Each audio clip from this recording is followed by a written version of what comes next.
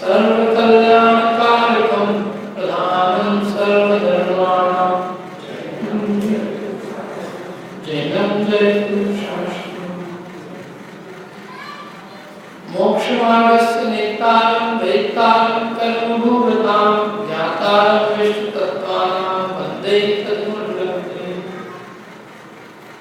आज उत्तम ब्रह्मचर्य धर्म का दिन है। जैसा कि अपने सुबह पूजा में पढ़ा कि आकिंचन ब्रह्मचर्य धर्म 10 सार है। आकिंचन और ब्रह्मचर्य ये 10 धर्म के सार है। और पढ़ते हैं उसकी पूजा उत्तम क्षमा मार्दव आर्जव भाव है, सत्य सोच संयम तब त्याग उसके उपाव है।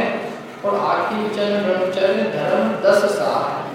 मैंने 10 धर्मों का यदि कोई सार है तो वो आकिंचन और ब्रह्मचर्य है।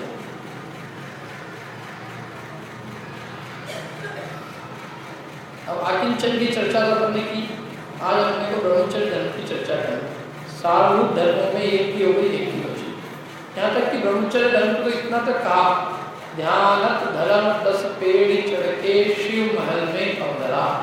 मैंने ब्रह्मचर्य धर्म का जिसने पालन किया तो उसका अगला कदम शिव महल में पड़ता। ध्यानत धर्म 10 पेड़ चढ़ के 9 धर्म का पालन किया, अंतिम 10वें धर्म का पालन किया, इसके बाद मौका जाएगा शिव महल में पगड़ा। मोक्ष के महल में उसका सीधे पांव पड़ता है। यानी ब्रह्मचर्य धर्म ऐसा है जिसका तत्काल फल मोक्ष की प्राप्ति है। ऐसा ये महान उत्तम ब्रह्मचर्य धर्म है। अब क्या इसका स्वरूप है? ब्रह्म ब्रह्म कहते हैं जैसे आत्मा को। दुनिया में कई शब्द भी जो बने उन शब्दों का मतलब है। आत्मा को मानने वाले, आत्मा की आराधना करने वाले कहलाते हैं ब्राह्मण। लेकिन आजकल ब्राह्मण शब्द का अर्थ को छोड़ो। जिनको मानने वाले जैन, विष्णु को मानने वाले वैष्णव, शिव को मानने वाले शिव, महेश को मानने वाले महेश्वरी, से सब नाम।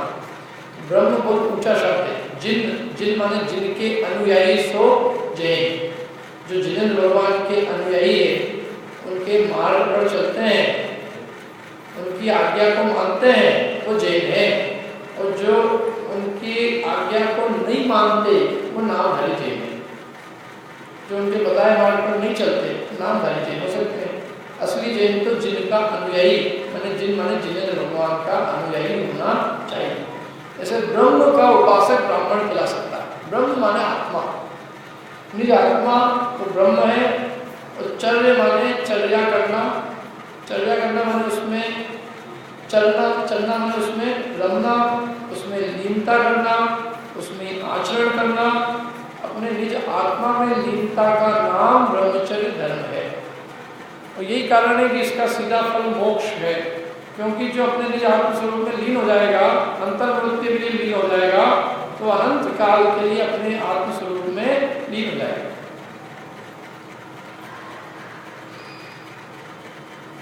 और नास्ति से अपन ने बात कही थी कि पर द्रव्य से विरक्ति माने पर परमाणु मात्र भी मेरा नहीं है।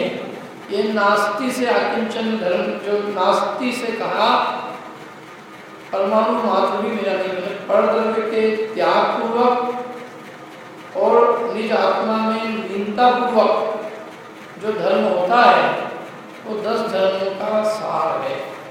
अब यहाँ तो अपने को बात करनी है निज स्वरूप की लीनता रूप ब्रह्मचर्य धर्म की।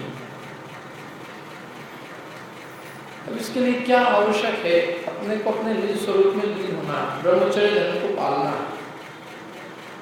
इसके लिए आवश्यकता किस बात की? तो कहते हैं इसके लिए आवश्यकता ये है कि हम पर से निवृत्त हो। पर से निवृत्ति के बिना आत्मा में प्रवृत्ति नहीं हो सकती। लीनता तो बहुत दूर की बात है। तो पर से निवृत्त होने का मतलब किससे निवृत्त होना है? कहते हैं 5 इंद्रियों के विषयों से निवृत्त होना। जब तक किसी भी इंद्रिय के विषय का भोग चलता रहेगा तब तक वो आत्मलीनता नहीं होने देगा। क्योंकि इंद्रियों के भोग तो आत्म न केवल स्पर्श इंद्रिय का भोग अपितु चारों इंद्रियों के विषय भोग आत्मा की लीनता होने में बाधक है। इसीलिए ब्रह्मचर्य अकेले स्पर्श इंद्रिय के त्याग का नाम नहीं है, अपितु पांचों इंद्रियों के विषय भोग के त्याग का नाम ब्रह्मचर्य है। शास्त्रों में जहाँ जहाँ ब्रह्मचर्य धर्म की चर्चा भी आई है, वहाँ पांचों इंद्रियों के विषय भोग की चर्चा, विषय भोग के त्याग की चर्चा, अकेले स्पर्श इंद्रिय के विषय त्याग की बात नहीं की उन्होंने। चारों इंद्रियों का त्याग भी बताया है। क्यों? क्योंकि वो तो चारों इंद्रियों के भोग आत्मलीनता में बाधक है। एक ही इंद्रिय का विषय भोग आत्मलीनता में बाधक होता, चार की बात नहीं। जब हम खा रहे हैं तो क्या आत्मा में लीन है? जब हम सूंघ रहे हैं तो क्या आत्मा में लीन? चख रहे हैं क्या आत्मा में लीन? सुन रहे हैं गाने वाले, आत्मा में लीनता उस समय नहीं बन सकती। तो आत्मलीनता में बाधक होने से पांचों इंद्रियों के विषय को ब्रह्मचर्य का घातक कहा। लेकिन अपनी स्थिति के ब्रह्मचर्य की जितनी भी चर्चा चलती है अपनी, वो सारी एक स्पर्श इंद्रिय पे फोकस है। जिनवाणी में भी उस पर मुख्यता से बल दिया है।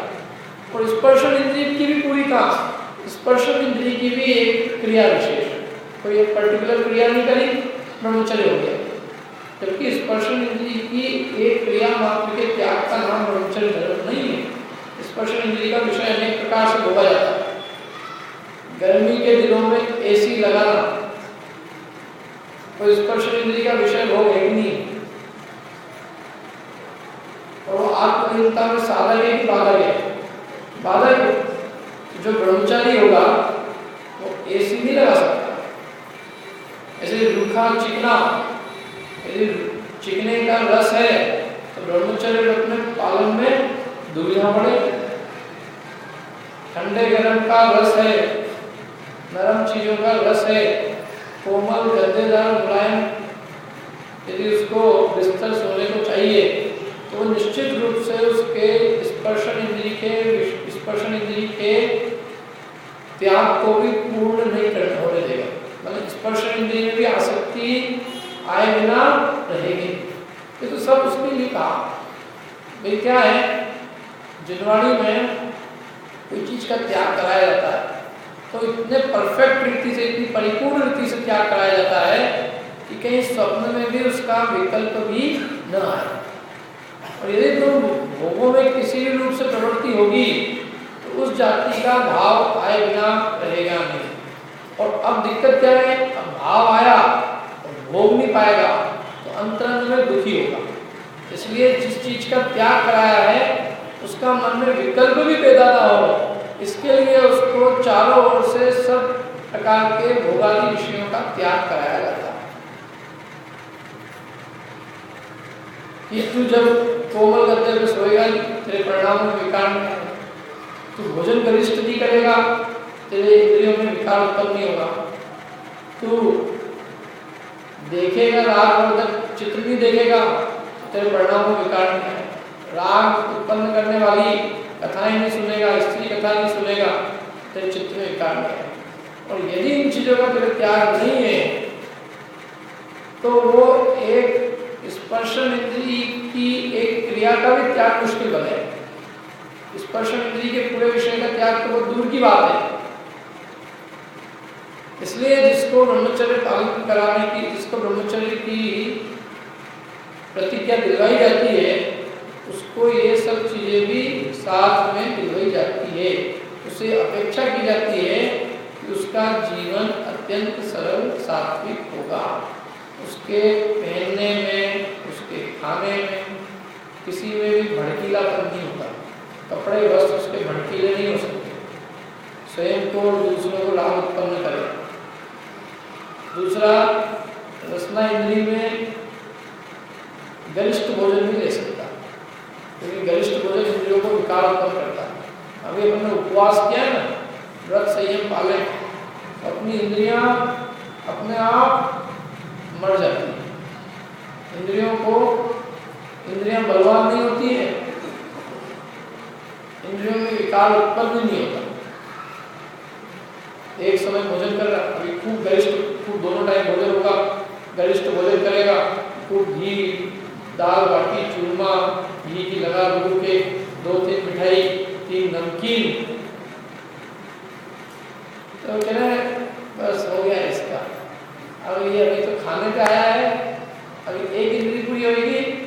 चालू हुई, इसलिए वो वहीं से कंट्रोल किया है। जब मैं खाने में नहीं जीवान नहीं चलेगी तो अपने आप दूसरी इंद्रिय चलना बंद होगी।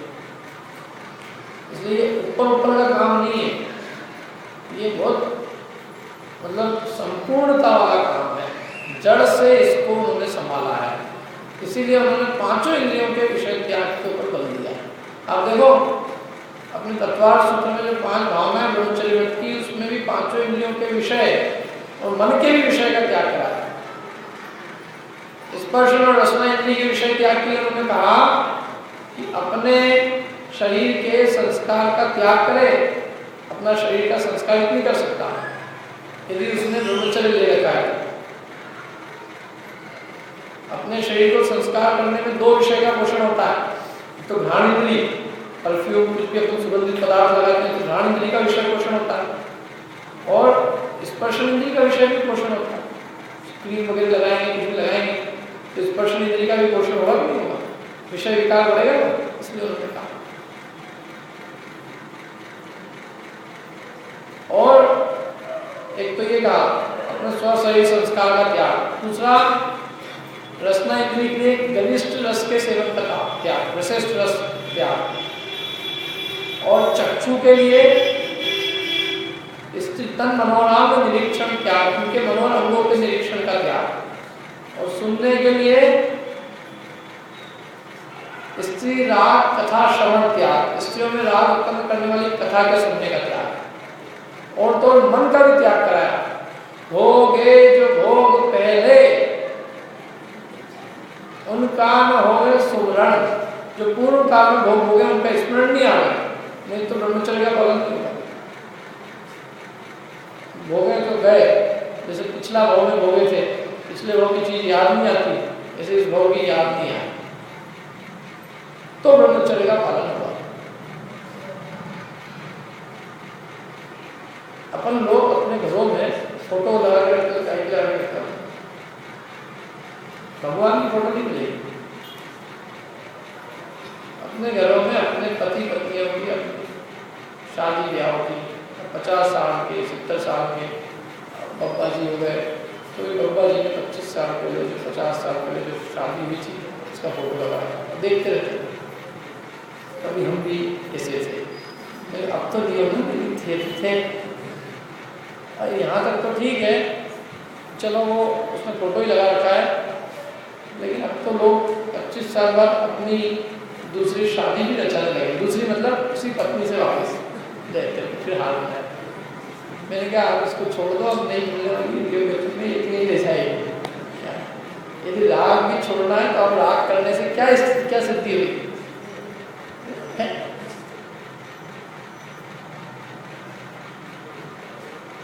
अब जब तुम्हारी उम्र बीत रही है, इंद्रियां शिथिल हो गई है, दिखता नहीं आँख से, दांत निकल रहे हैं, कान में सुनाई नहीं देता है, सारी चमड़ियाँ जल रही है, चलते हो तो लाठी लेके चलते हो, यमराज भी तुमको खाने से ना, मतलब यमराज भी खाने से मना कर दिया, वो भी निकलने के लिए तैयार नहीं है। जैसे थेगले होते ना, थेगले वाले ना, एक टाट लिया इधर से, एक टाट कर लिया, 5 टाट लिया और 5 टाट लेके सूतली से सिल दिया, उसको पहन लिया। अब उसमें क्या दम है? ऐसे ही अपना वृद्धावस्था में शरीर है, आँख से चल नहीं जा रहा, मोटा चश्मा लगा लिया, कान से सुनाई नहीं देता, वो मशीन लगा ली, दांत नकली आ गए, पेट में किडनी भी नकली, लीवर नकली है, और वो भी बिल्कुल हिलता रहता है। ऐसे में भी जरा सा वो लाठी लेने के साथ कांपता है जैसे मृत्यु के भय से ही कांप रहा, और फिर भी गिर जाए तो पता चले सारे अस्थि पुंजर अलग अलग हो जाए। वो इतना होने के बाद में उसको मैरिज एनिवर्सरी बनाना है। मैंने कहा अपनी मैरिज एनिवर्सरी की जगह अब डेथ एनिवर्सरी की तैयारी करो। अब हो गया ये सब क्या? अब अपनी जब इंद्रियां शिथिल हो गई, अब इस काल में भी तुम क्या इस भोग को याद करके और भोग की भावना करके क्या मिलेगा? जब दांत चले गए तो खाने की लालसा छोड़ दो, नहीं तो दुख के अलावा कुछ नहीं मिलने वाला। जब इंद्रियां खुद ही जवाब दे रही है तो तुम खुद भी लालसा छोड़ दो ना। नहीं, बड़े बड़े बुजुर्ग लोग शादी में नृत्य करते थे, क्योंकि इनको क्या हो गया, 50 साल की अम्मा ने नाच रही है। बोला हाँ ये आपकी मॉडर्न जमाने के हैं। अच्छा भैया अपन ही पिछड़े रह गए एक अकेले।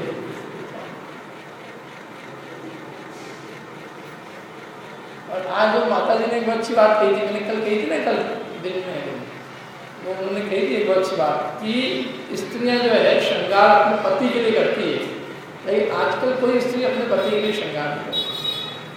घर के अंदर तो पहनेगी 300-400 रुपए की साड़ी, और बाजार में निकलेगी तो कम से कम 4-5 हज़ार की साड़ी। तो पति को तो ऐसा लगता है जैसे कोई नौकरानी की शादी हुई है।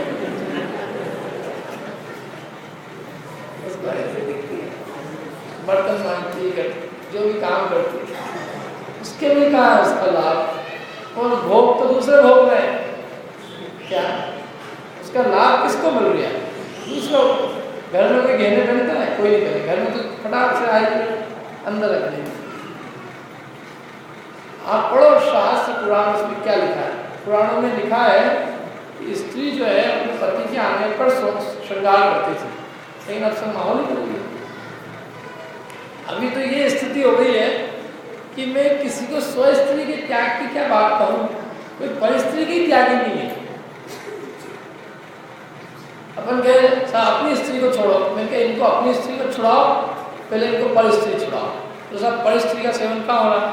मैंने कहा अच्छा एक बात बताओ, ये जो तुम टीवी देखते हो इसमें किसकी स्त्री दिखती है?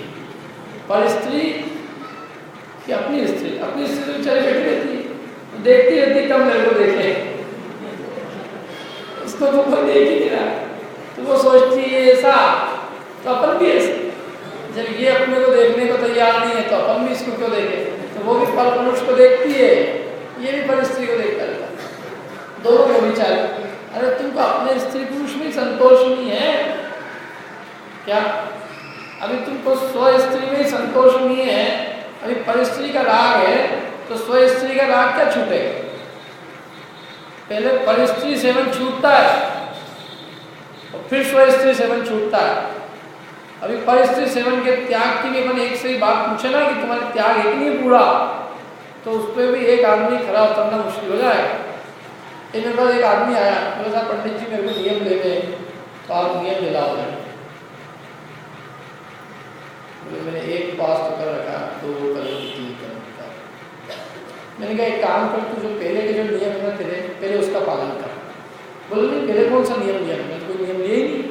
मैंने तुमको याद नहीं तुमने नियम लिया है क्या? बोले नहीं एक पास कर लिया था, उसका नियम नहीं लिया, तो मैंने ऐसे ही पास कर लिया। आप तो मेरे को कोई नियम दिलाओ। मैंने कहा नहीं, मैं कोई नया नियम नहीं दिलवा सकता जब तक तुम पहले पुराने नियमों का पूरी तरह से पालन नहीं करो। बोले मैंने कौन सा लिया? कब नहीं बताओ कब नहीं? मेरे को तो याद नहीं है। क्योंकि तुम्हें शादी हो गई और तुमको याद नहीं, तुम्हें शादी हो गई? बोला हाँ शादी तो हो गई। मैंने कहा तुमने शादी के टाइम नियम लिए थे? बोले कब? मैंने कहा जब फेरे पड़ रहे थे ना तब। बोले तब कब? मैंने जब पहला पढ़ा तब उसको पूछा पंडित ने, अभी तक कुछ नहीं बिगड़ा है।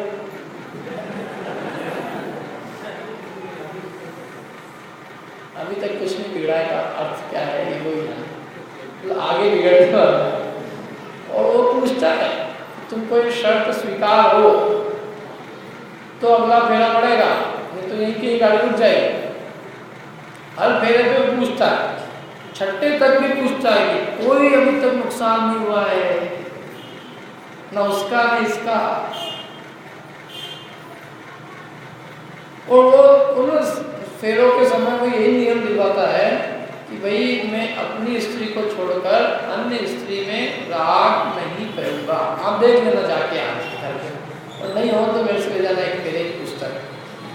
फेरे के टाइम हमने कौन कौन से नियम लिए थे, किसी को भी याद नहीं होंगे। नए लेने हैं, पुराने याद नहीं। दूसरी बात, तुमने वो नियम देवशास्त्र गुरु की साक्षी में लिए थे।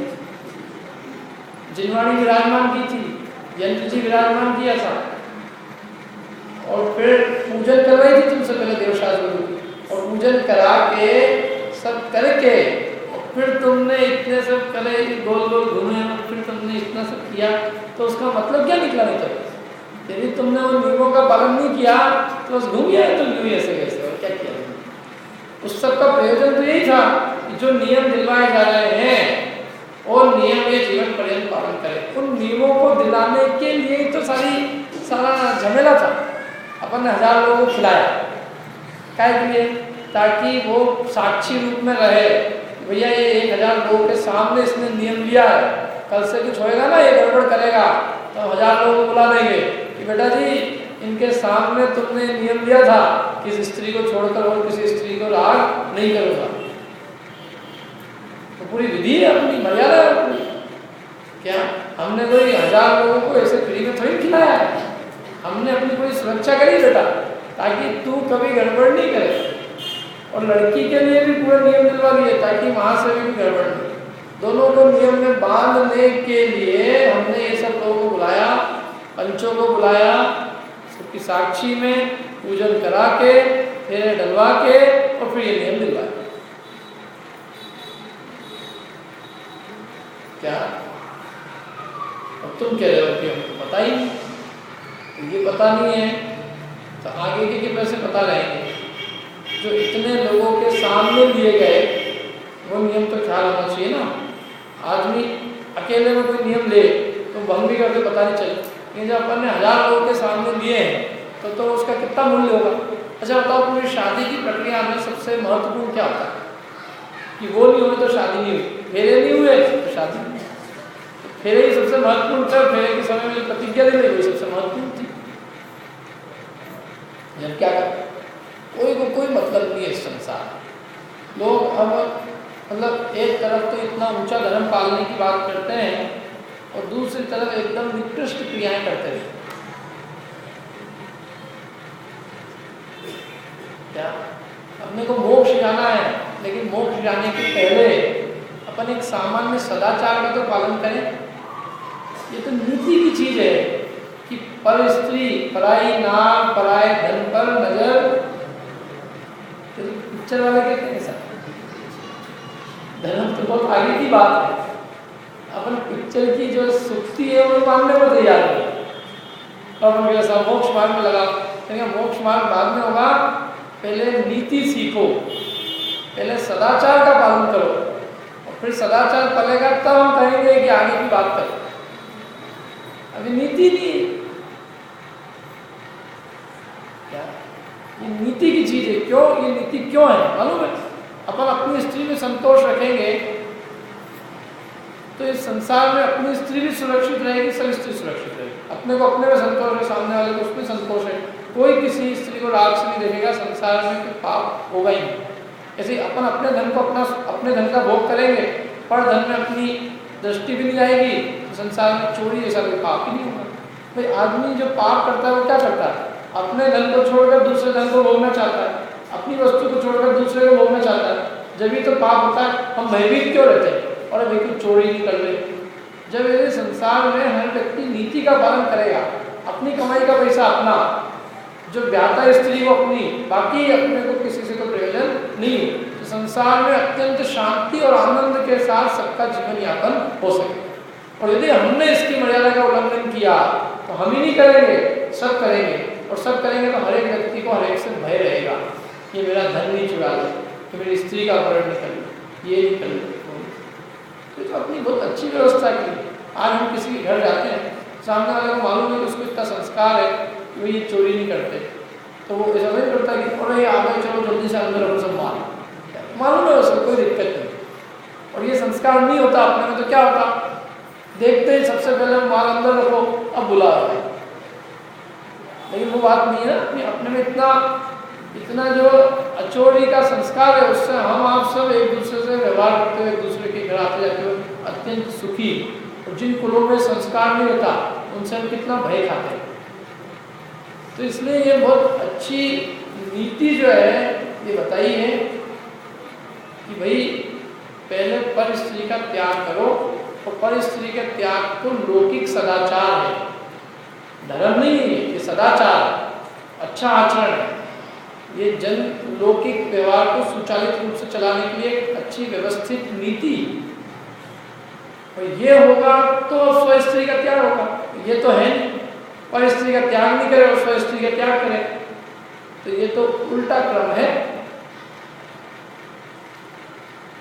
क्या, क्योंकि टीवी जो आदमी देखता है तो उसके कोई नियम नहीं है, 10 उपवास भी कर ले, मेरी दृष्टि में उसका कोई उपवास नियम सार्थक नहीं, क्योंकि उसमें ऐसा कौन सा व्यसन है जो नहीं सेवन होता हो। भाव से तो सभी सेवन हो रहे हैं, उसमें कोई वीतरागता के दर्शन तो हो नहीं रहे, उसमें तो सब चीज़ आती है उसके अंदर। बल्कि जो चीज़ पहले जो मर्यादा थी, एक स्त्री अपने ससुर के सामने कभी मुंह उगाड़े नहीं आ सकती, अब तो वो बहू भी वही बैठी है और ससुरा भी नहीं बैठा है और दोनों टीवी देख रहे हैं।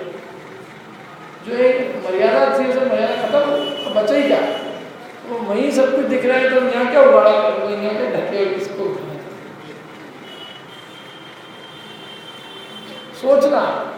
और उसमें वेश्या सेवन का दोष नहीं लगा, यूँ तो कोई किसी की वेश्या क्या जाने नहीं वाला, लेकिन वहाँ सब वेश्या ही दिख रही है उसको, तो भाव में तो उसके सेवन हो ही रहा है, परिस्थिति सेवन हो ही रहा है। इसलिए यदि आप लोगों को सचमुच कुछ मेरे को देने ही है तो टीवी का त्याग कर दो, नहीं हो सके पूरा संपूर्णतया तो जो अति आवश्यक है अपने समाचार 5-10 मिनट के उसको देख के, बाकी ये जो गंदे सीरियल है, पिक्चरें हैं, अश्लीलता से भरे हुए चित्र हैं, कम से कम इनको तो देखने का त्याग करें, तो सचमुच कुछ है बात। नहीं तो 10 दिन अपन ने अपना मनोरंजन कर लिया, उनका हो गया, अपन भी चले गए। एक आदर्श, अभी मैंने एक जगह पढ़ा था, कहीं किसी ने मुझे बताया था कि किसी एक गांव में अजैन लोग नहीं थे, जैन नहीं थे, अजैन लोग थे। अजैन लोगों ने मिलके सब टीवी इकट्ठी करके उसमें आग लगा दी। पत्रकार आए पूछने की क्यों आग लगा दी, बोले साहब ये हमारे घरों को बिगाड़ रही है, हमारी संस्कृति को खत्म कर रही है। तो बोले किसी और को दे देना, तो बोला हम किसी और का घर क्यों बिगाड़, तो उसको आग लगाए, नष्ट कर दिया। अखबार में आया, किसी ने मुझे बताया, एक ब्रह्मचारी भैया उन्होंने मेरे को बताया, बोले ऐसा हुआ एक गाँव। मैंने कहा भैया तुम ये घटना सबको बताना, मैंने कहा न्यूज़ पेपर की कटिंग मेरे को भेज देना एक बार। मैंने कहा जो काम अजैन लोग कर रहे हैं वो अपने जेलियों को बताना पड़ जाए।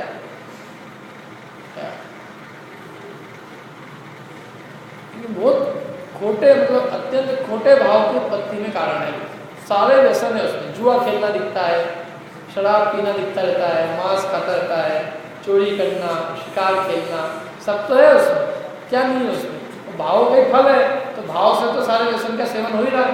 भले तुम द्रव्य से नहीं कर पा रहे हो, तो द्रव्य से तो तुम इसलिए नहीं कर रहे हो क्योंकि लोक लाज का भय है, राजा के डर का भय, राजा के दंड का भय, समाज का भय, प्रतिष्ठा का भय, हजार भय। लेकिन यदि सचमुच तुमको निर्भय कर दिया जाए तो इस संसार की जो दशा होनी है वो वही जाने क्या हो, जिन्हें लोगों की जाने की क्या हो, क्योंकि परिणामों में तो पूरा पाप बैठा हुआ है ना, और परिणामों से विशुद्धि होनी चाहिए। यदि भाव में अपने मैंने भावों में अपवित्रता है तो अपवित्रता तो बिल्कुल विद्यमान है, भले वो द्रव्य से अपवित्रता न भी हो, लेकिन यदि आज भाव में है तो कल द्रव्य में भी आए बिना नहीं रहेगी। इसलिए ऐसा है, पहले परिस्थिति त्याग हो, फिर उसके बाद में स्वस्त्री का त्याग। स्वस्त्री के त्याग में क्रम है, पहले व्रतादिक के दिन हैं, जितने व्रत के दिन हैं अपने अष्टांग का तीनों 10 लक्षण, अष्टमी, चतुर्दशी, अक्षय तृतीया, दीपावली, रक्षाबंधन, शुद्ध पंचमी, ये सब पर्व के दिन। तो इन दिनों में पूर्ण ब्रह्मचर्य का पालन करें और फिर क्रम से अपनी स्त्री के राग का त्याग करें, ये उसकी पूरी विधि है। सब इसीलिए देखो, प्रतिमा स्व स्त्री का सेवन करते हुए प्रतिमा हो सकती है, दूसरी प्रतिमा, तीसरी प्रतिमा, चौथी, पांचवी, छठी प्रतिमा तक हो सकती है। स्व स्त्री का त्याग होता है 7वीं प्रतिमा में, और फिर उसके बाद में आरंभ का त्याग होता है, फिर पनीर का त्याग, फिर अनुमति का त्याग। मैंने यहाँ तक छठी प्रतिमा तक का पालन पंचम गुणस्थान वृत्ति कर सकता है, अपनी स्त्री के साथ रहते हुए पंचम गुणस्थान हो सकता है। क्षुल्लक अलग का कौन सा गुणस्थान होता है? 5वां, और स्व स्त्री का सेवन करने वाले छठे गुणस्थान, छठी प्रतिमाधारी तक का 5वां गुणस्थान हो सकता है। तो एक चीज ये है कि वो ईमानदारी से करे, तो यदि वो निर्दोष वृत्ति से नहीं करे तो वो बड़ा भी काम करे तो भी वो सच्चा नहीं, और निर्दोष वृत्ति से वो इतना भी करे तो वो उसका सच्चा है। जो काम करे ईमानदारी से करे, जितना करे, पर स्त्री का त्यागी हो तो ईमानदारी से पर स्त्री का पूरी तरह से त्यागी हो, स्व स्त्री का त्यागी हो तो स्व स्त्री का त्यागी। ये है उसकी विधि।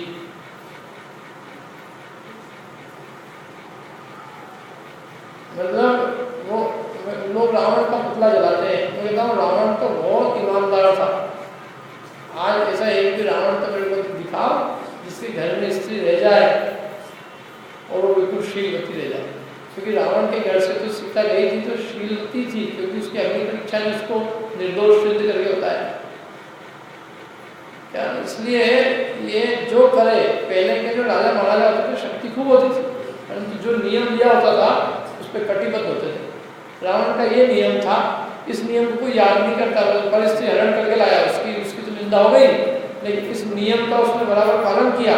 जो स्त्री मेरे को नहीं चाहेगी मैं उसका सेवन नहीं किया उसका। अंत में तो उसका राग भी खत्म हो गया था, तो मान कषाय के चक्कर में मरा, बाकी वो स्त्री के राग में नहीं मरा। तो ये स्थिति है। अब अपन देखो फिर भी अपन स्पर्शन इंद्रिय की थोड़ी चर्चा करते हैं, क्योंकि जिनवाणी में भी स्पर्शन इंद्रिय के त्याग पे थोड़ा वचन है, तो उसका भी एक कारण है। उसका कारण ये है कि स्पर्शन इंद्रिय पूरे शरीर में व्याप्त है, बाकी 4 इंद्रियां में छोटी छोटी सी जगह है ना, तो स्पर्शन इंद्रिय पूरे शरीर में। आपने पूरे शरीर की इंद्रिय को जीत लिया, माने इन 4 को भी जीत लिया, क्योंकि यहाँ भी स्पर्शन तो है ना, यहाँ भी स्पर्शन तो है। यदि यहाँ ठंडी चीज लगाएंगे तो उसका अनुभव होगा, या गर्मी लगाएंगे तो उसका अनुभव होगा, या होगा उसका अनुभव। तो स्पर्शन इंद्रिय पूरे शरीर में व्याप्त है, तो 4 इंद्रियों में भी व्याप्त है। तो जिसने एक इंद्रिय जीत ली स्पर्शन, उसका अर्थ ही है कि उसने 4 इंद्रियों को भी जीत लिया। जैसे जिसने भारत जीत लिया, इसका मतलब क्या है कि उसने राजस्थान भी जीत लिया, कर्नाटक भी जीत लिया, मध्य प्रदेश भी जीत लिया, सब जीत लिया। एक एक राज्य को जीता हुआ कहलाएगा, तो वो पूरे भारत का जीतना नहीं कहलाएगा। लेकिन पूरा भारत का जीत लिया है, इसका मतलब उसने सारे प्रांत को जीत लिए। जैसे स्पर्शन इंद्रिय अखंड है, अखंड को जीत लिया तो खंड खंड तो उसने जीत ली, बाकी इंद्रियां खंड खंड है, तो स्पर्शन इंद्रिय अखंड एक सारे शरीर में व्याप्त है। दूसरी बात, स्पर्शन इंद्रिय का विषय 24 घंटे चलता है, बाकी इंद्रियों का विषय कभी कभी चलता है। गर्मी ठंडी अपने को 24 घंटे लगती ही नहीं लगती, लगती। खाते भी, देखते भी, सुनते हुए भी, गर्मी और ठंडी का सेवन निरंतर चला करता है। खाते समय भी अपने को गर्मी बहुत हो रही, देखते हुए अरे गर्मी बहुत हो रही, पहले पंखा चालू करो, फिर टीवी देखो, फिर गाना सुनो। तो स्पर्शन इंद्रिय गर्मी ठंडी का, हल्के भारी रूखा चिकना खड़ा नरम, इनका सेवन उसके निरंतर चला करता है। तो बाकी इंद्रियों का सेवन कभी कभी कदाचित ही होता है। रसना इंद्रिय जब खाएंगे तब उसका सेवन होगा, घ्राण इंद्रिय सूंघेंगे तो, चक्षु इंद्रिय देखेंगे तो, कर्ण इंद्रिय सूंघेंगे तो, लेकिन स्पर्शन इंद्रिय तो 24 घंटे निरंतर चल रही। रात को सोता भी है तो गर्मी के अंदर नींद नहीं आती, इसलिए वो काल से भी अखंड सेवन है। इसलिए कहा कि इस अखंड को जीतोगे तो खंड खंड जो काल से है उनको भी जीत लिया जाए। तीसरा एक कारण और है, इस स्पर्शन इंद्रिय की जीव को सबसे ज्यादा गुलामी है। उसका कारण भी यह है क्योंकि बाकी 4 इंद्रियों के विषय सेवन की जितनी आसक्ति नहीं उतनी स्पर्शन इंद्रिय की है।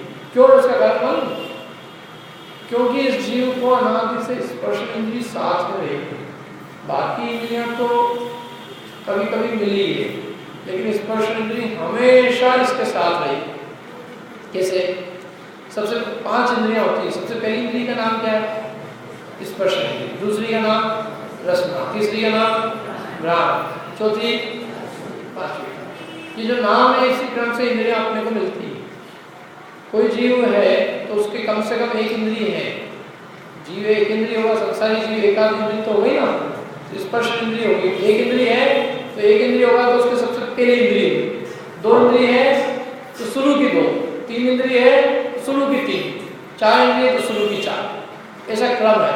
तो स्पर्शन इंद्रिय तो उसको हमेशा रहेगी। एक इंद्रिय होगा तो भी होगी, 2 इंद्रिय, 3 इंद्रिय, 4 इंद्रिय, पंचेंद्रिय होने पर भी पहले स्पर्शन इंद्रिय तो उसको बनी रहेगी। तो स्पर्शन इंद्रिय इस जीव को अनादिकाल से निरंतर बनी रही है। एक समय भी स्पर्शन इंद्रिय का साथ इसके नहीं छूटा। बाकी इंद्रियां तो आती है बीच में, चली जाती है। जैसे 2 इंद्रिय था तो रसना इंद्रिय आ गई, फिर 1 इंद्रिय बन गया तो चली गई। ऐसे पंचेंद्रिय बन गए, आज 5 इंद्रिय, कदाचित फिर 1 इंद्रिय बन जाएंगे तो 4 इंद्रिय चली जाएगी। तो बाकी इंद्रियां तो आती जाती है, लेकिन स्पर्श इंद्रिय सदाकाल बनी रहती है। अच्छा, बाकी इंद्रियों का आना तो अपने फायदे में,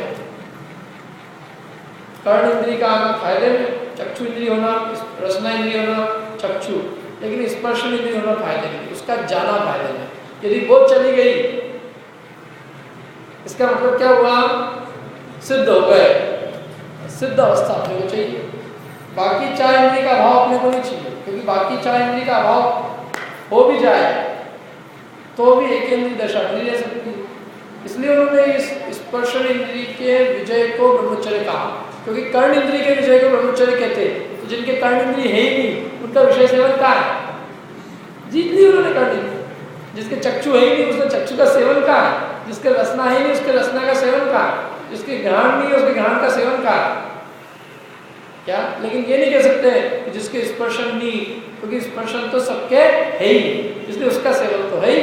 इसलिए बाकी 4 इंद्रिय के विषय सेवन का नाम अब्रह्म नहीं कहा, स्पर्शन इंद्रिय के विषय सेवन का नाम अब्रह्म कहा, क्योंकि वो सब जीवों के हमेशा पाया जाता है। और एक वो इंद्रिय ऐसी है जिसके जाने में सबसे ज्यादा फायदा है, वो जाना सबसे लाभकारी है, और बाकी का जाना इतना लाभकारी नहीं। दूसरी बात, स्पर्श, ये 5 इंद्रिय है ना, 5 इंद्रियों के भोग पक्ष को तो हम बुरा मानते हैं कि भाई 5 इंद्रियों का जो भोग भोगा जाता है वो बुरा है। लेकिन मैं तो कहता हूँ 5 इंद्रियों को जिसको जीतना है उसको न केवल भोग छोड़ना पड़ेगा, क्योंकि जो 5 इंद्रियों के द्वारा जो कुछ भी जानने में आ रहा है, मैंने 5 इंद्रियों से जो मदद ले रहे हैं वो मदद लेना भी छोड़ना पड़ेगा। आइए कुछ बात समझ, देखो मैं आपको समझाता हूँ। देखो इंद्रियों को जीतना है, जीतना है कि नहीं जीतना, तो ये ब्रह्मचारी होंगे, बिना इंद्रियों को जीते ब्रह्मचारी नहीं होंगे। तो इंद्रियों को जीतने की विधि क्या है, तो इंद्रियों को जीतने की विधि है इंद्रियों से काम ही नहीं लेना, न केवल भोग का काम बंद कर देना, अपितु उनसे जानने का काम भी बंद कर देना, तब हम इंद्रियों को जीत पाएंगे। जब तक हम इंद्रियों के माध्यम से पर पदार्थों को जानते रहेंगे तब तक हम इंद्रियों को जीत नहीं पाएंगे, क्योंकि इंद्रियां जब जब भी जानेगी पर को जानेगी, और पर को जानेगी तो पर पदार्थों में उलझाएगी, अपने आत्मा में कैसे ले जाएगी, क्योंकि इंद्रियां पर को जानती है, अपने आत्मा को नहीं जानती। स्पर्शन किसको जानता है, स्पर्श को, रसना इंद्रिय रस को, घ्राण इंद्रिय गंध को, चक्षु इंद्रिय रूप को, कर्ण इंद्रिय शब्द को। ये सब किसके गुण है, स्पर्श रस गंध वर्ण किसके गुण है, उद्गल के। शब्द किसके है, उद्गल का। तो ये इंद्रियां उद्गल को ही जानती है, आत्मा को जानने में सहायक नहीं। जब तक ये इंद्रियां, जब तक इन इंद्रियों की प्रवृत्ति होगी, जब तक ये इंद्रियां अपना काम करेगी, तब तक उसके द्वारा उद्गल जानने में आएगा, आत्मा जानने में नहीं आएगा। जब आत्मा जानने में नहीं आएगा तो आत्मा में लीनता को ब्रह्मचर्य कैसे हो।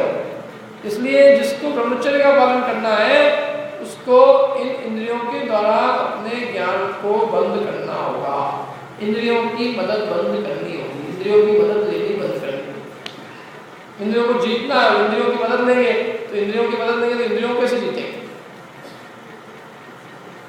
जब तक ये इंद्रियां जानेगी पर पदार्थ को जाने, उद्गल को जाने, इसका विषय उद्गल है, इसका विषय आत्मा नहीं, इसका विषय क्या है, उद्गल।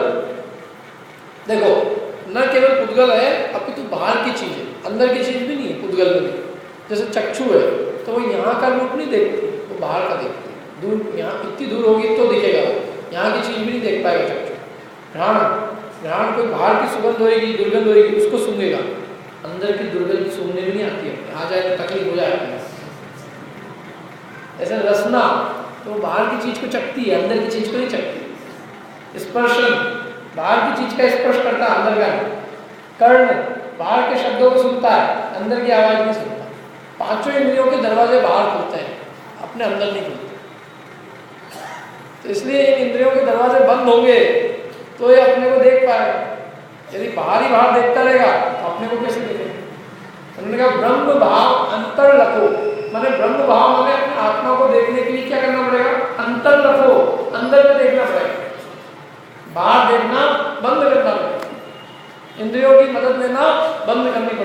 इंद्रियों को जीतने का उपाय यही है कि इंद्रियों से काम लेना बंद करें। जब तक काम लेते रहेंगे तब तक उसको जीत नहीं पाएंगे। सबके जीतने की तरीका अलग अलग है। क्या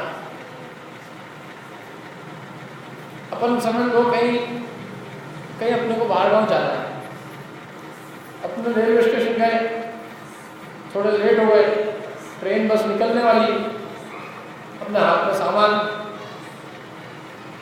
अपन ने कूली देखा तो कूली अपने को ही देख रहा है। ये कूली से पूछा क्यों सामान ले चलोगे? हाँ साहब। कितने पैसे दोगे? 200 रुपये लगेंगे। और अपन ने भैया 2 सूटकेस का 200 रुपये। साहब मेरा तो यही रेट है, आपको चलना हो चलना तो कोई बात नहीं, दूसरा लेंगे। अब गुस्सा हो रहा है, 200 रुपये लगते हैं क्या? फिर अब क्या करें? सेठ जी खुद तो सूटकेस लेके चलने से रहे, तो सेठ जी उसको खूब गाली होती है, अरे आजकल सबने लूटपाट मचा रखी है, ये अब चल ना लाए क्या करें? अब सेठ जी ने उसको 200 रुपये दे तो दिए, भले उसको गाली बक दी, लेकिन सेठ जी अपने अंदर में अपनी जीत महसूस कर रहे कि हार महसूस कर रहे कि आज तो अपन चित हो गए, अपन दुनिया को चलाते थे, आज तो इसने अपने से लड़ाई कर ली। अब यदि उसको जीतना है कूली को, तो उसका उपाय क्या है? बहुत सच्चा उपाय है उसका, सीधा सरल उपाय। 2 मिनट में उसके भाव कम हो जाएंगे। खुद माल उठाए, दोनों सूटकेस और पूरी ताकत से चलता रहा, वो 5 कदम चलेगा तो 200 के 100 रुपये हो जाएंगे। लेकिन उसको मालूम है सेठ जी की रेपुटेशन में क्या होगा, इनके जूतों की पॉलिश का, इनके कपड़ों की क्रीज का, आदमी देख के करते हैं बात, किसने क्या करना है। जिसका दिख रहा है, जिसको कोई चिंता नहीं, खुद लेके चल सकेगा, उससे नहीं करेंगे। इसका मालूम है कि किसी हालत में खुद लेके नहीं जाएगा, जो मांगेगा वो देना पड़ेगा। उसको जीतने का उपाय यही है, उससे काम मत लो, उसे काम नहीं लिया तो जीत लिया, फिर भले वो कूली 10 गाली बक के अपने को कहेगी चलो भाई 50 नहीं चलो, लेकिन कूली जानता है कि मेरी हार हो गई, जीता ये से। तो इसलिए जिसको जीतना है उससे काम लेना नहीं करना पड़ेगा। क्या अपने को अपने घर के अंदर भी पत्नी को जीतना है तो क्या करें? काम में करो अपने आप। मैं कोई तरकीब नहीं बता रहा हूँ, लेकिन मैं तो एक बात बता रहा हूँ कि हर एक लोग में हर एक को जीतने के तरीके अलग अलग होते हैं। किसी से लड़ झगड़ के जीता जाता है, किसी से काम नहीं लिया यही उसको जीत लिया। तो ऐसे इंद्रियों को जीतने का उपाय क्या है कि उसे काम नहीं लेना ही इंद्रियों को जीतने का उपाय। अपने को पाकिस्तान को जीतना है और पर कहें साहब मैंने जो भी गुप्तचर रख रखे हैं सब पाकिस्तान की सेना के ही रख रखे हैं, कि भैया क्या कर रहा है?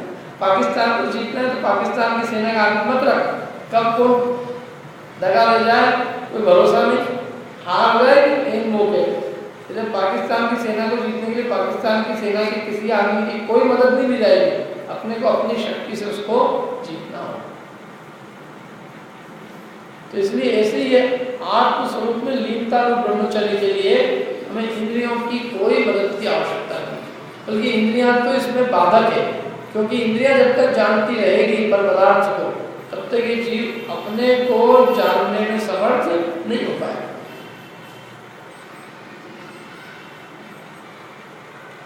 क्या? और हमें अपने को जानना है। देखो इसमें लिखा है पूजन की पंक्तियों में, शील बाढ़ नो राग ब्रह्म भाव अंतर लगो। अब इसमें अपन शील बाढ़ नो राग का बाद में अर्थ करेंगे। ब्रह्म भाव अंतर लगो माने ब्रह्म माने चैतन्य स्वरूप, निज आत्मा का भाव, उसको अंतर में देखो। देखो इस आत्मा के साथ क्या दिक्कत है कि एक काल में एक ही चीज को जान सकता है। यदि पर को जानेगा तो निज को नहीं जानता, निज को जानेगा तो पर को जानना अपने आप मिट जाए। इसलिए कोई कहे कि साहब इंद्रियों से जान रहा है, उसमें क्या दिक्कत है? दिक्कत ये है कि यदि इंद्रियों के माध्यम से पर पदार्थ को जान रहा है तो उस समय तो अपने आप को जानना अपने आप को नहीं जान पाएगा, क्योंकि ज्ञान का विषय छद्मस्थ के एक काल में एक ही चीज पे लगता है। यदि वो पर को जानता है तो अपने को नहीं जान सकता। यूँ देखो, जब हम बाहर देख रहे हैं तो अंदर नहीं देख रहे, अंदर देखेंगे बाहर देखने लग जाएगा। इसलिए उन्होंने कहा ब्रह्म भाव को देखना है तो देखो अंदर में। ये तो निश्चय ब्रह्मचर्य की बात है। अब व्यवहार ब्रह्मचर्य शील बाण मोड़ा, शील जो है वो रत्न है, और जैसे रत्न की हम कहीं भी ऐसे नहीं पटक देते। क्यों? हीरे को अपन कहीं पटक देते हैं? आशीष भैया, कहीं अपन बिल्कुल संभाल के एकदम कैसे रखते हैं उसको? नो तालों के अंदर बंद रखते हैं, चौराहे पे नहीं रखते। ऐसे शील जो है वो रत्न है, और उस रत्न की भी सुरक्षा 9 बाणों के द्वारा होनी चाहिए। कौन सी है 9 बाण? मन से, वचन से, काया से, कृत से, कार्य से, अनुमोदना से, सब प्रकार से उसकी रक्षा। यदि नहीं हुई रक्षा तो वो शील रूपी रत्न चोरी हो जाएगा। जैसे खेती हो जाती है तो कितनी बागड़ लगाते हैं ताकि कोई अंदर घुस नहीं पाए, खेती नष्ट नहीं कर पाए। ऐसे शील रूपी रत्न की चारों ओर से बाढ़ लगाकर रक्षा करना जरूरी है, और शास्त्र में उसके लिए सब विधान है उसकी बाढ़, उसकी रक्षा करने के लिए कि कितना उसका संपर्क दूर रहना चाहिए, 5 इंद्रियों के विषय का त्याग हो, स्त्री से कितना दूर को, मतलब उसको कितना उससे उसको दूर रहना जरूरी है। मन से, वचन से, काय से, कृत कार्य अनुमोदना से, यहाँ तक कि वो उसके बिस्तर है उस पर बैठ नहीं सकता, उसके वस्त्राभूषण नहीं पहन सकता, स्त्री की ड्रेस ये नहीं पहन सकता, स्त्री पुरुष की नहीं पहन सकती। अभी तो पता ही नहीं चलता है कौन लड़की है कौन लड़का, सबके एक कपड़े जैसे कपड़े। क्या? तो वो उसमें दोष उत्पन्न करता है।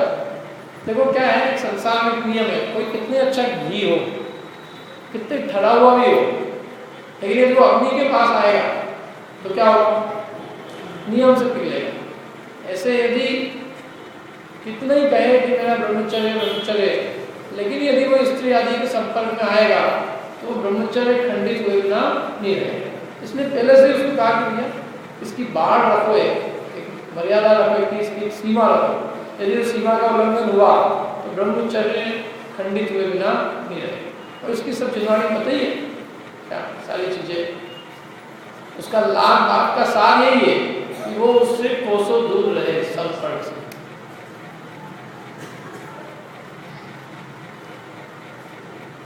फिर क्या कहा? देखो, शील बाढ़ को राख, ब्रह्म भाव अंतर लखो। ब्रह्म भाव अंतर लखो का मतलब क्या है? तो अपन के और करी दोनों अभिलाष, इन दोनों की अभिलाषा करें तो क्या होगा?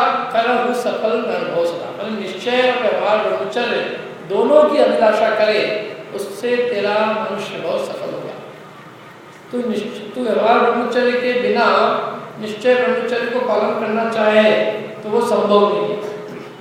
और व्यवहार ब्रह्मचर्य का पालन करके ही उतने मात्र में ही अपने को ब्रह्मचारी मान ले और समझे कि मेरा मोक्ष हो जाएगा, शिव महल में मेरा पद आ जाएगा, तो कहते हैं उससे भी मोक्ष होने वाला नहीं। दोनों का पालन करी दोनों अभिलाष, दोनों की अभिलाषा करे, उससे क्या होगा? करहु सफल नरभव सदा, उससे तेरा मनुष्य बहुत सफल होगा। और आगे उन्होंने कहा, उत्तम ब्रह्मचर्य मन आनो, माता बहन सुता पहचान। उत्तम ब्रह्मचर्य को पहचान। माता कौन माँ है, कौन बहन है, कौन अपनी पुत्री है, मैंने अपने से बड़े छोटे अपने समान, उनको माता बहन और पुत्री के समान देखे। सहे बाण वर्षा बहु सूर्य, टिके न नीन बाण कति पूरे। माने कितने शूरवीर हो, वो अनेक बाणों को सहन कर सकता है, लेकिन स्त्री के कटाक्ष बाणों को सहन करने में समर्थ नहीं है। कूड़े किया के अशुचि तन में काम रोगी गति कर। ये बहुत बढ़िया पंक्ति लगती है। माने उसके शरीर में कैसा है? वो शरीर अपवित्र शरीर, स्त्री का शरीर कैसा है? अपवित्र। स्त्री का ही अपवित्र है, पुरुष का भी अपवित्र, पुरुष का भी अपवित्र। देखो कोई कितनी अच्छी चीज हो, अच्छा बढ़िया हलवा हो, वो हलवा कब तक अच्छा है? समझ लो हलवा बनाया आपने, अच्छा कढ़ाई में रखा और अपने को लोगों को परोसना, अपन हाथ से उठाओ और हाथ से उठा के एक थाली में रख दिया। कोई लेने आए तो खाने को पसंद करेगा उसको? हाथ से कभी हलवा परोस के देखना क्या जाए। कोई हलवे को खाना पसंद नहीं करेगा। क्यों? क्या कहेगा वो? चम्मच नहीं है। और अभी तो हाथ से परोसा है, समझ लो तुम चखते जाए, ठीक है भैया, और चक के एक करके झूठे हाथ से अपने परोसे, कौन आदमी खाना पसंद करे? और मुंह में से निकाल के, जैसे वो शबरी थी ना इनके यहाँ पे, तो भेड़ चकती थी और फिर लेती थी, ऐसे ये भी कि मैं चक के आपको दे रहा हूँ, तो आदमी उठी से दिया। और अभी तो इतना ही है, और खा ले, और खा के फिर पेट में से निकल जाए, उल्टी कर दे, और फिर भी परोसगारी करे, तो वो लोग वहाँ खा नहीं सकते। और अभी तक तो पेट की उल्टी निकली है, थोड़ा और नीचे की बात करें तो यहाँ सब चर्चा में, तो जो वो शरीर के संसर्ग में आई, हाथ में आई अपवित्र हो गया, मुंह में आई, यहाँ आई और नीचे तक भैया को बात करने आए, तो शरीर इतना गंदा है, यानी शरीर इतना अपवित्र है, इसलिए उन्होंने कहा। और काम रोगी रहती है, उसको काम का रोगी कहा। रोगी होगा तो रोगी को रोग मिलने, रोगी को मतलब कोई व्यक्ति रोगी है तो रोगी को उसकी दवाई मिल गई, उसमें सुख है कि रोग उत्पन्न नहीं होने में सुख है? निरोग अवस्था में सुख है, दवाई लेने में क्या सुख है? और दवाई भी ऐसी हो जिससे रोग मिट जाए तो समझ में आए, लेकिन वो दवाई लेने पर भी रोग तो मिटता नहीं, रोग तो बढ़ता है, तो ऐसी दवाई किस काम? जो निरोग अवस्था का सुख है, सहज स्वाभाविक सुख है। तो कह रहे हैं कि वास्तविक तो आनंद तो उसमें उस जाति की लालसा उत्पन्न ही नहीं हो, ये तो लालसा उत्पन्न हुई, पहले बीमारी हुई, फिर हमने उस बीमारी का क्या किया? प्रतिकार किया। सर्वोत्कृष्ट तो ये था कि उस जाति का विषय का भाव अपने को उत्पन्न ही नहीं हो, इसलिए उन्होंने कहा काम रोगी रत करे। एक सिद्ध चक्र पूजा की जयमाला में एक बात आती है, बहुत बढ़िया लाइन है, बिन काम दाह नहीं नार भोग निर्द्वंद निजानंद मगन योग। क्या है? बिन काम दाह नहीं नार भोग, मैंने स्त्री का भोग भी बिना काम की दाह के नहीं होगा, पीड़ा होगी तब होगा, तो पीड़ा तो दुख है। जैसे खाने का सुख कब मिलेगा? जब भूख लगेगी तो खाने का सुख नहीं मिलेगा, तो भूख तो अपना आपका दुख है। मैंने जितने संसार के सुख है ये दुख पूर्वक सुख है, ये असली सुख नहीं है। असली सुख तो दुखों का उत्पन्न नहीं होना है, और ये दुखों के उत्पत्ति में दुखों का उत्पन्न नहीं होना, उसमें सुख नहीं मानता है। ये तो मानता दुख तो उत्पन्न हो, फिर दुख का इलाज करें, मतलब पहले तो अपने को बीमारी का इंजेक्शन देगा, और फिर बीमारी का इंजेक्शन देने के बाद में दवाई ढूंढेगा, और फिर दवाई लेके मारेगा, अरे भैया बहुत आनंद है। मैं एक जने को अस्पताल में देखने गया, उसकी तबीयत खराब थी, हार्ट काटेगा, तो मैं बिल्कुल एकदम गमगीन चेहरा लेके गया, भैया हार्ट काटेगा गया, लेकिन देखे तो आदमी आनंद से हंस रहा है, और आओ बेटा क्या बात है, आपने तो सही साथ तो बोला नहीं किसी आदमी ने भी, जिसने भी खबर दी तुम कटेगा। फिर मैंने पूछ लिया उससे, मैंने सुना है कि आपको कुछ तबीयत नरम? हाँ हाँ, आपके भाग्य से मेरे को अटेगा। अच्छा, और आई कि सुना, बोलो साहब क्या इलाज हुआ अपना, मेरा बेटा सीधे यहाँ से मेरे को अमेरिका ले गया, तो क्या अस्पताल थे ना, और अपने को जिंदगी में कभी ऐसा मौका मिलता ही नहीं, अपना ठीक नहीं आता। मैंने मेरा माथा पीट लिया, मैंने कहा तुम कहो तो एक बार हो रहा है, मैंने कहा ये कैसी बात कर रहा है आदमी, अपन सोच के आए थे कि अपने दुख की कहानी बताएगा, और ये तो अपने गुणों की तारीफ लिस्ट लगा दी इसने, वहाँ क्या नर्सें थी, क्या चीज थी, सचमुच मजा आ गया। मैंने कहा इसको कुछ नहीं बोला जा सकता, इसकी बुद्धि में पत्थर पड़े, क्या बताए क्या है। मैंने कहा इतना बीमार होने पर भी हार्ट का अटैक हो गया, और बस सब लोग कह रहे हैं इतना भयंकर सीरियस अटैक था, मर ही जाता, और ये आदमी उल्टी बात सुन, इसमें क्या सुख है? इसमें तेरे को किसी ने इलाज करा दिया, तेरे को अच्छा डॉक्टर मिल गया, और तेरे को ये तो तेरे दुख की बात है कि तेरे लिए हिंदुस्तान में कोई इलाज करने वाला नहीं मिला, मतलब कितना भयंकर रोग था, और वो तो दिख नहीं रहा है, और ये कह रहा है कि मेरा इलाज हुआ सब, यहाँ तो कोई ऐसा डॉक्टर ही नहीं मिला जो अपने हाथ इसका इलाज कर सके। मैंने कहा ये सुख की निशानी नहीं है तुम्हारे, ये दुख की निशानी है। ये क्या भयंकर पीड़ा थी तुम्हारे को, और तुम उसको समझ में नहीं आ रही। तुम तो ऐसे ये जीव है, भयंकर विषयों की पीड़ा है, विषयों की पीड़ा दिखती नहीं है, और साहब क्या आनंद है अपने सुबह उठते ही टीवी चालू हो जाती है, जिस कमरे में जाता है उस कमरे में टीवी रहती है। मैंने कहा कितनी गुलामी है कि बिना तेरे को सुबह उठते बिना टीवी के तेरा काम नहीं चलता, और एक एक कमरे में तेरे को चाहिए, यहाँ तक कि तेरे को बाथरूम में भी टीवी चाहिए। तो ये तो विषय की कितनी भयंकर गुलामी है। इससे अच्छा तो आनंद में जिसको उस जाति की गुलामी है ही। तो 5 इंद्रिय के विषयों की गुलामी होना वो सुख है कि विषयों की गुलामी नहीं होना सुख है? बताओ, विषय की गुलामी हो और फिर उस गुलामी का वो इलाज करे और वो इलाज भी परमानेंट नहीं, तो उससे क्या सुख है? इसलिए उन्होंने लिखा बिन काम दाह, तो काम दाह। अरे यदि विषयों की पीड़ा नहीं होती तो इन गंदे विषयों में रमण कौन करता? विषयों में रमण करना किस बात को बताता है? कोई आदमी कहता है कि मैं बहुत भोगी हूँ, क्या बात से भोगी हूँ? मैं इन विषयों में रमण कर रहा हूँ, उसने भोगी हूँ। वो कहते भोगी होगी नहीं है, तो रोगी है, क्योंकि बिना रोग के बिना पीड़ा के इन इंद्रिय विषयों में रमण करना बन ही नहीं सकता। जब तेरे को इंद्रिय विषयों की पीड़ा सहन नहीं हुई तब तूने उस विषय में रमण किया है। यदि पीड़ा सहन हो जाती तो उन विषयों में प्रवृत्ति नहीं करता। तो पीड़ा को सूचित करते हैं, तेरे दुख को सूचित करते हैं, तेरे भोग को सूचित नहीं करते। इसलिए उन्होंने कहा काम रोगी गति करे, बहुत सड़ ही मृतक मसान माही काग जो चोचे है। जैसे संसार में मृतक सड़ता है और कौवे उसको चोचे मारते हैं, उसमें से मांस चूट चूट के खाते हैं, ऐसे ही ये जीव स्त्री के शरीर में, अत्यंत अपवित्र शरीर में अनुराग करता है। ये कि मोह का तीव्र महात्मा है। संसार में तो कोई अपवित्र वस्तु में ग्लानि करता है, लेकिन ये ऐसी अपवित्र वस्तु में भी राग करता है। ये कोई अत्यंत, जिसको कहते हैं ना, कोई मोह का जबरदस्त नशा है। इसमें आता है बाय लगी कि बलाय लगी, मदमत्त भयो नर भूलत त्योई, वृद्ध भये न भजे भगवान, विषय विष खात अघात न त्योई, शीश भयो बहुला सुश्वेत, रयोपुर अंतर श्याम जोई,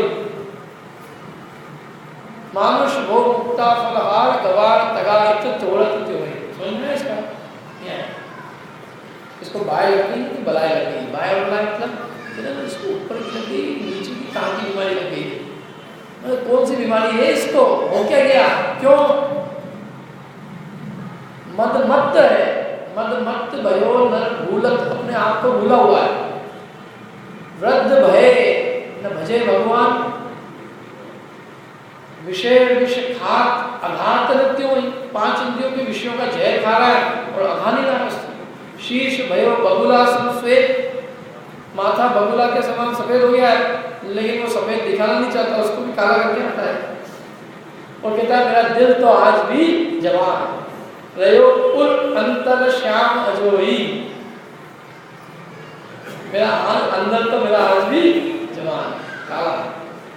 मानुष भोग मुक्ता फल हार गवार तगाहित तोरत त्योई, मनुष्य भोग मोतियों का हार था, इस मूर्ख ने धागे के लिए अच्छे खासे हार को फेंक दिया, मोती फेंक दिए। क्या चाहिए? धागा चाहिए। ऐसे तुच्छ विषय भोग के पीछे जो अत्यंत अतीन्द्रिय आनंद, अतीन्द्रिय सुख की प्राप्ति कर सकता था, इंद्रियों के विषय की गुलामी जिस भाव में छूट सकती थी, उसी भाव में इसने इंद्रिय विषय की गुलामी बढ़ा ली।